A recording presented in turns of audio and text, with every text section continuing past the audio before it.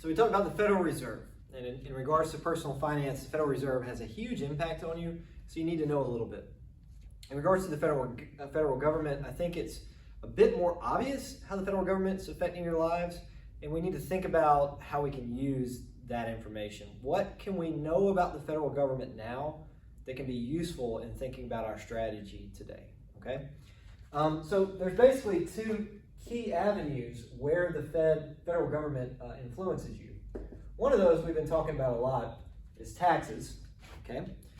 We can think about federal income taxes, capital gains taxes, Social Security, Medicare, on top of all kinds of other taxes that some people pay, okay? And then on the other side, we might think about the benefits that you receive from the government. So if you were to become unemployed, what sort of benefits can you expect to receive?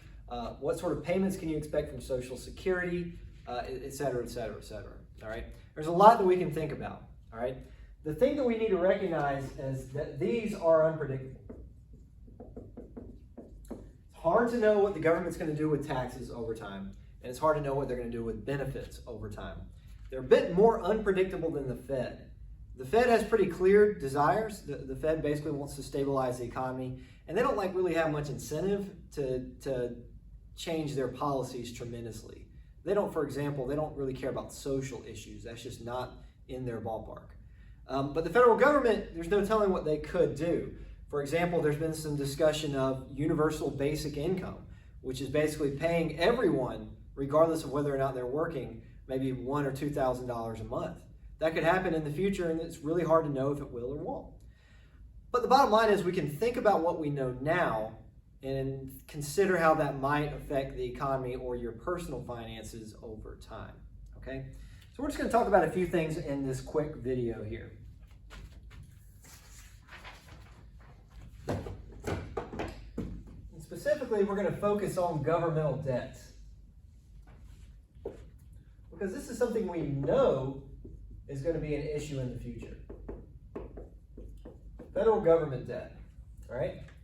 Right now, it's summer 2020. The federal government debt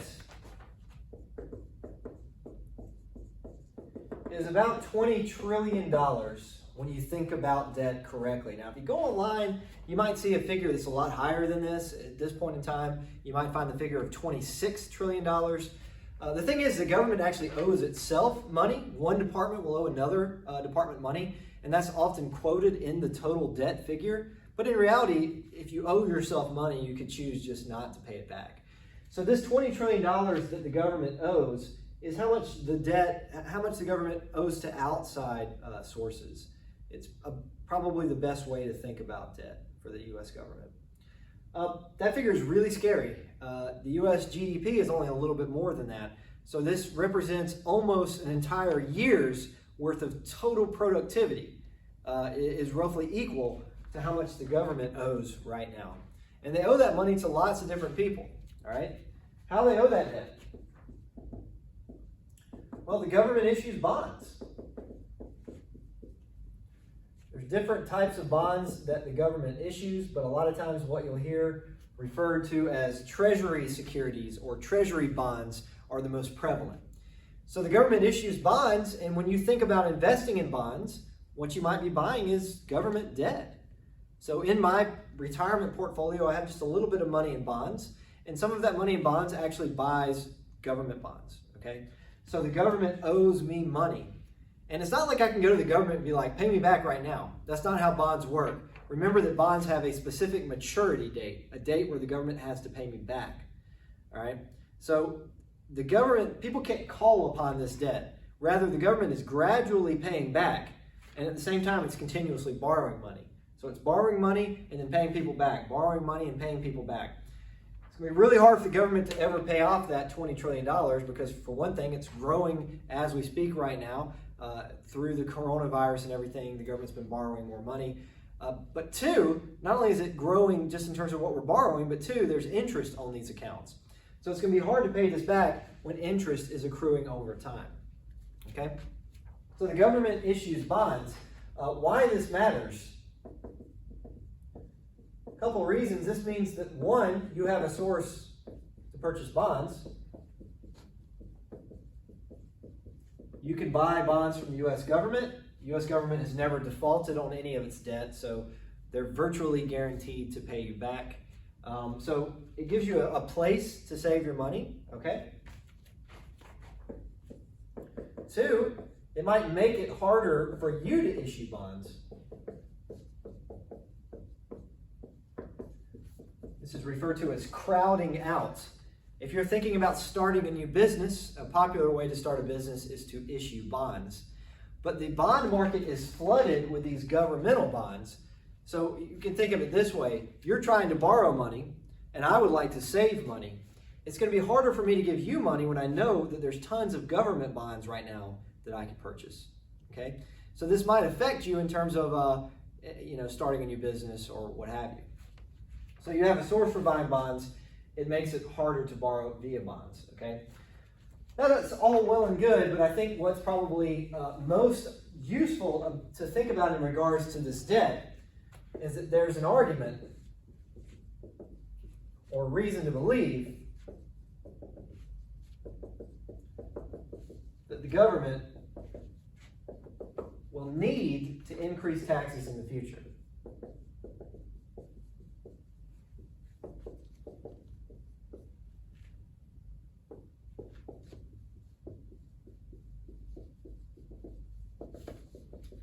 Right? Anytime you have debt, there's 2 ways to deal with debt. You need to, 1, figure out a way to cut your spending down. So if you cut your spending down, for example, if you have credit card debt, if you can cut down your spending, that will leave more money to contribute to credit card debt. And the second thing you might try to do is figure out a way to earn more money to help you pay off that debt. Same thing is true for the government. If they're going to cut down on this $20 trillion in debt, they're going to have to either bring in more tax revenue or spend less money. And both of those things might be important to you. Okay? What this basically means is tax rates may go up. Now, how do we use that information? Obviously, we can't control tax rates. There's nothing you or I can do to control tax rates. We could vote. It's very unlikely that our individual votes would do something. So we don't really control tax rates, but we do control our investments now. So if you think that tax rates are going to go up, that makes it better to invest in a Roth account now. So this basically improves the value of Roth vehicles. Right? Remember, a Roth account means you pay taxes on it when you earn it. You pay taxes on it now, and then you never pay taxes on it in the future. Well, if you expect tax rates to go up, the Roth account's going to seem better because you'll get to avoid those high tax rates. And conversely, if the Roth vehicles are looking good, well, then the traditional vehicles maybe not so good. Okay? What this also means is perhaps that Social Security benefits could be reduced, or perhaps Social Security taxes could be increased. But if Social Security benefits are reduced, that means you probably need to save money from other sources to a greater extent, right? You might need more money in your 401k if Social Security benefits are cut. And right now, estimates put us at 13 years away from the Social Security not being able to operate with full funding. Social Security had a surplus of money, had extra money accumulated, but that money is starting to dwindle down. And by 2033, there will not be enough money to pay people out the full amount. So some people think they'll cut back on the amount of money that comes in via Social Security. There's really no way to know for sure what's going to happen. Okay? So tax rates could go up. That seems more likely than them going down in the long run. Social Security benefits could be reduced. No way to know for sure. And we could basically think about all the other possible tax increases. The government could come in and raise capital gains rates. The government could say we're going to tax dividends within a 403 or 401k, right? There's all kinds of things that could happen, all right? So some of those could be somewhat predictable, right? You could make the argument that Roth accounts look better. You could make the argument that Social Security benefits would be reduced. But ultimately, we still can't really know. We don't really know what's going to happen in the future. But what we do know is that uncertainty exists. So although we can't tell for sure what we need to do, we might think, let's diversify and play it safe. So one way to diversify is to hold some money in Roth and some money in traditional. If tax rates go way up, you'll be very happy that you have some Roth. If tax rates go down, you'll be very happy that you have some traditional vehicles. So you might think to do a mix, okay? I point this out just to state that there are plenty of people that retire with just traditional. And there are some people who retire just Roth. That's probably not a reasonable way to set up your retirement, because when you retire, you're probably going to have high six figures, if not seven figures of money in your accounts. And so you probably don't want to put all in the traditional or Roth basket, okay? So you probably want to diversify. And secondly, you might think you want to save more than you think you'll truly need. So I mentioned in the last video, I feel like I need to have $1.5 trillion in today's money.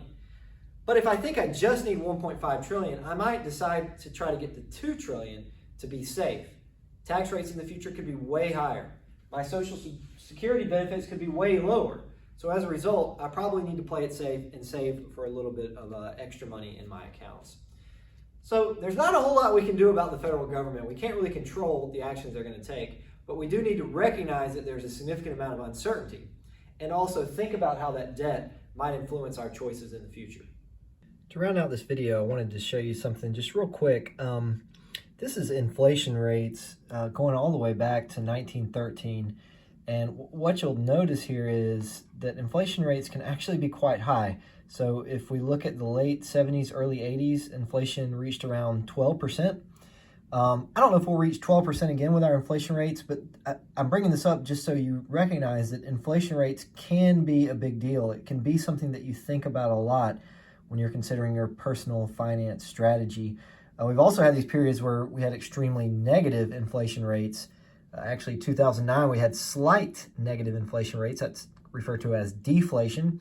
That means your currency is gaining value, which is usually a bad sign for the overall economy.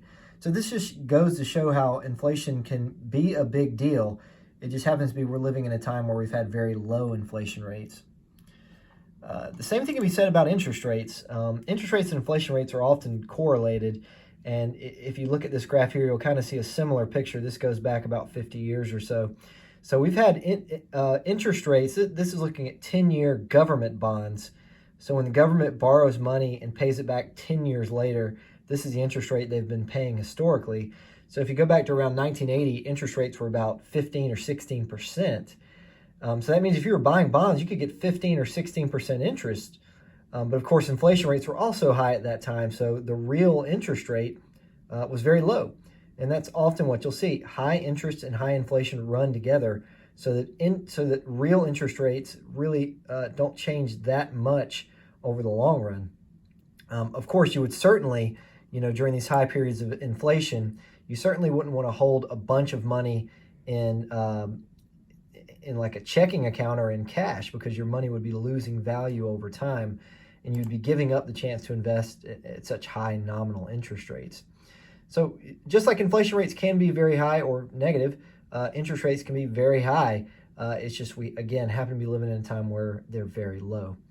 Remember, these very low interest rates like we're experiencing right now, for example, it looks like the government can borrow at less than 1% for over a 10-year period, which is really quite amazing.